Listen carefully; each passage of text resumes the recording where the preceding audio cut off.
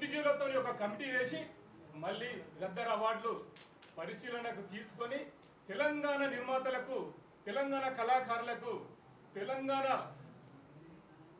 Cinema రంగానికి సంబంధించిన అందరికీ న్యాయం చేయాలని మేము డిమాండ్ చేస్తున్నాము, కోరుతున్నాము. అడ్డుకుంటాం. రేపటి నుండి ఈ రోజు నుండి మా కార్యాచరణ, ఈ రోజు తెలంగాణ ఆవిర్భావ దినోత్సవం, ఈ రోజు నుండి మా కార్యాచరణ స్టార్ట్ చేశాము. చాలా మంది అడ్వకేట్ చేసి, జర్నలిస్ట్ చేసి చాలా మంది ఆలోచనలో ఉన్నారు, ఏం చేద్దాము, దీన్ని అడ్డుకోవాలి, లేకుంటే ఇది చాలా దుర్మార్గం అయిపోతుంది. మేము 2014 నుండి ఎన్నో కలలు కన్నాం. కేసీఆర్ ఏమి చేయలేదు, తెలంగాణ సినిమా రంగానికి ఏమి చేయలేదు. కనీసం కాంగ్రెస్ గవర్నమెంట్ వచ్చినాకన్నా తెలంగాణ సినిమా మరో మరాఠీ సినిమా లాగా డెవలప్ అవుతుందని మేము ఎన్నో కలలు కంటే మా కళను వమ్ము చేసినాం. మేము మీ కాంగ్రెస్ గవర్నమెంట్కు మేము సపోర్ట్ చేసి మేము గెలిపించినాం. మీ గెలిపిలో మా కృషి కూడా ఉన్నది. కానీ ఇవాళ మమ్మల్ని అన్యాయం చేస్తావా? దిల్రాజును అడ్డం పెట్టి రేవంత్ రెడ్డి గారు అటు కొమ్మిటిరెడ్డి వెంకటరెడ్డి గారు వీళ్ళ ఆశయాలు అన్న చెప్పినట్టు చాలా ఉన్నతమైనది, దాన్ని పక్కదారి పట్టిస్తున్నాడు దిల్రాజు. కాబట్టి దిల్రాజు గారు చెప్తున్నాము, ఈ అవార్డులను, ఈ దద్దమ్మ జ్యూరీ చైర్మన్లను ఇచ్చిన మేము ఆ అవార్డులను మేము ఒప్పుకోము. వాటిని రద్దు చేసి తెలంగాణ బుద్ధిజీవులను, మేధావులను, తెలంగాణ చరిత్ర తెలిసిన వాళ్ళను కమిటీ జ్యూరీ చైర్మన్లకు వేసి మళ్ళీ అవార్డులను ప్రకటించాలని మేము డిమాండ్ చేస్తున్నాము. పైడి జయరాజు మీద అవార్డు ఇచ్చిన సంతోషం.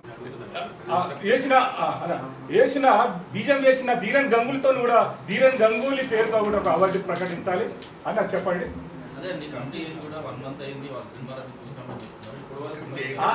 అసలు ఏ కమిటీ చూడలేదు, ఈయన వెంకటేశ్వర క్రియేషన్స్ ఆఫీస్ లోకి వెళ్ళి పేపర్ మీద ఏం రాసి ఇచ్చిండో అవే చదివిన వాళ్ళు. కమిటీ నేను చెప్తాను, కమిటీ వాళ్ళు ఎవ్వరు చూడలే. అవి ఉంటే దాన్ని ప్రసాద్ ల్యాబ్ లో అన్ని సీసీ కెమెరాలే కదా, అన్ని బయట పెట్టమని చూడలేదు. అక్కడికి వెళ్ళాలి, సంతకం పెట్టాలి, రిటర్న్ రావాలి, నాకు పనింది నాకు పనిందని ఎవ్వరు అసలు జ్యూరీ మెంబర్లు ఎవ్వరిని చూడలే. ఏదో 2-3 చూసుంటారు. అది ఎలా ఉంటుందంటే మొత్తం మంది చూసి డిస్కస్ చేసి ఏ సినిమాకి ఇవ్వాలి, ఇన్ని సినిమాలు చూసినాం కదా మనము, అంతా డిస్కస్ చేయాలి. అది ఏం చేయలే. దిల్రాజు ఇంట్లో వాళ్ళ ఆఫీసులో కూర్చోండి రాసిండ్రు. 100% అది తప్పు, అది కరెక్ట్ కానే కాదు. కాబట్టి అసలు జ్యూరీ మెంబర్లు ఎవ్వరు కూడా మొత్తం సినిమాలు అందరు జ్యూరీ మెంబర్లు సినిమాలు చూడనే లేదు.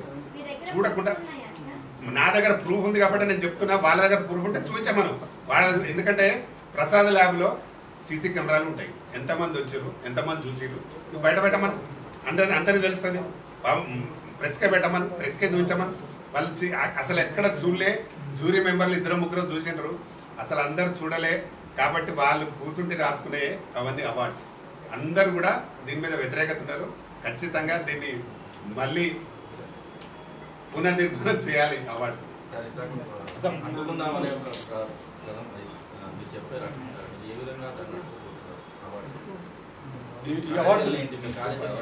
ఈ అవార్డ్స్ రద్దు చేసేందుకు కార్యాచరణ రూపొందిస్తున్నారు ప్రజా సంఘాల వాళ్ళు, ఇంకా కొంతమంది తెలంగాణ మేధావులు. ఏం చేద్దాం, ఎట్లా అడ్డుకుందామని. మేమే కాదు, సినిమా రంగంలో ఉన్న వాళ్ళే కాదు, బయట ఉన్న వాళ్ళు కూడా చాలా ఆగ్రహంగా ఉన్నారు, ఆవేదనతో ఉన్నారు. మాతో పాటు వాళ్ళు కూడా చాలా మంది దీన్ని ఎట్లా అడ్డుకోవాలనే ప్లాన్ కార్యాచరణ స్టార్ట్ అవుతుంది. త్వరలో చూపిస్తాం అది ఏంటో. అరే ఏంటి లక్షలు మేము తెలంగాణ నిర్మాతలం, డైరెక్టర్లము, మాకు 10 లక్షలు ఇవ్వమని అడగలేము. ₹1,00,000 ఇచ్చావు, గవర్నమెంట్ గుర్తింపితే దానికి మేము సంతోషపడిపోతాం. నువ్వు 10 లక్షలు 20 లక్షలు ఇచ్చి తెలంగాణ ప్రజల ధనాన్ని మీరు ఎందుకు దుర్వినియోగం చేస్తున్నారు? ఎవరికో ఇచ్చేసి. తెలంగాణకు సంబంధించిన సినిమాలకు తెలంగాణ నిర్మాతలను ముందు ప్రోత్సహించండి. తర్వాత రఘుపతి వెంకయ్య నాయుడు అవార్డు సంతోషం, గొప్ప వ్యక్తి, ఆయన పేరు ఇవ్వాలి. అట్లాగే పెద్దవాళ్ళు పైడి జయరాజ్ పేరు మీద ఇస్తున్నారు, సంతోషం, అట్లాగే ఇవ్వాలి. అట్లాగే పెద్ద ఐకాన్స్ పేరు మీద అవార్డ్స్ ఇస్తే మేము సంతోషిస్తాం, చాలా ఆనందం. అట్లాగే ధీరన్ గంగూలీ పేరుతో కూడా ఒక అవార్డు ప్రకటించాలి. 1917లోనే తెలంగాణలో సినిమాకు బీజం వేసిన ధీరన్ గంగూలీని మనం సగౌరవంగా గౌరవించుకోవాలి. చరిత్ర తెలియనాను, తెలంగాణ సినిమా చరిత్ర తెలియనాను. జ్యూరీ మెంబర్లు వాళ్ళు ఎవరైనా యాక్టింగ్ చేస్తారు, యాక్టింగ్ వరకు పరిమితం. వాళ్ళకి తెలంగాణ చరిత్ర, తెలంగాణ సినిమా చరిత్ర ఏం తెలుసు వాళ్ళకు. థ్యాంక్ యూ, అందరికి నమస్కారం. 3 ఆ టైంలో వచ్చాను. అప్పటి నుంచి చూస్తున్నాను. నేను ఒక తెలుగులో ఒక 20 సినిమాలు చేశాను, తమిళ్లో 2 చేశాను. తమిళ్లో 2 చేసిన దానికి ఒకదానికి నాకు అవార్డు వచ్చింది. 20 సినిమాల్లో ఎప్పుడు నాకు అవార్డు నోచుకోలేదు. కానీ ప్రైవేట్ వాళ్ళు బయట చాలామంది అవార్డ్స్ ఇచ్చేవారు మాకు. నేను ఈ అవార్డు గురించి ఎందుకు మాట్లాడుతున్నానంటే, ఒక అవార్డు అనేది ప్రతి ఆర్టిస్ట్‌కి బూస్ట్ అండి. లైక్ నెక్స్ట్ ఇంకా మనం కష్టపడాలి, మనం ఏది చేయాలి, ఇండస్ట్రీలో కష్టపడాలి. ఇండస్ట్రీ అనేది సినిమా అన్ని ఇండస్ట్రీలాగా సినిమా ఇండస్ట్రీ కూడా ఒక ఇండస్ట్రీ. 24 క్రాఫ్ట్స్ ఎంతోమంది పని చేస్తుంటారు. ఎంతోమంది దీని మీద డిపెండ్ అయి ఉంటారు. నాకు సినిమా తప్ప వేరే పని రాదు.